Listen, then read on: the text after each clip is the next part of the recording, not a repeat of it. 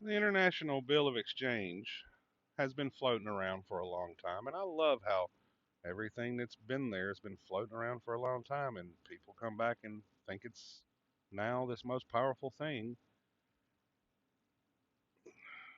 But the International Bill of Exchange has no force and effect in the United States. It doesn't. There is a difference between a regular bill of exchange and an international bill of exchange, and it differs primarily in their scope and governing laws and the jurisdiction involved. Okay. International bills of exchange are governed by international law, not by domestic law. So, international bill of exchange is a type of foreign bill of exchange that specifically involves parties in different countries. It is subject to international commercial laws and practices, such as the law merchant, which governs the rights and liabilities of the parties involved in foreign bills. The governing laws for an international bill of exchange often depends on the place of performance or payment. For instance, a bill payable in Paris, France, is regulated by the laws of France governing payment and performance. Governing laws for the bill of exchange depends on the jurisdiction where it is drawn. For example, a bill drawn and negotiated in New York is governed by New York law, even if the parties involved have connections to other jurisdictions. So a regular bill of exchange is enforceable, but the minute you put the words international on it, guess what? It's no longer enforceable in the United States. It's not going to guarantee you success.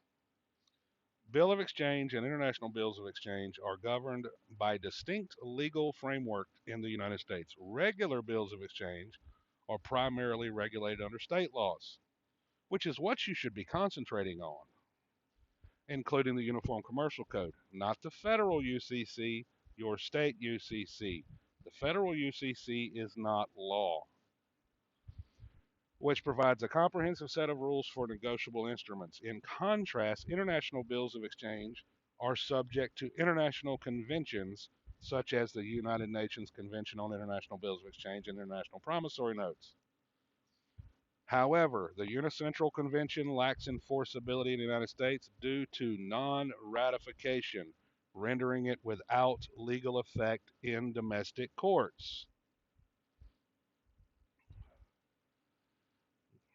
So, regular bills of exchange are governed by state laws, which have adopted the UCC provisions on negotiable instrument. For example, Ohio law under RC Chapter 1303 explicitly governs negotiable instruments, including bills of exchange, and provides enforceability standards for such instruments. Okay. The lack of ratification of the Unicentral Convention means that international bills of exchange cannot be enforced under its provision in U.S. courts.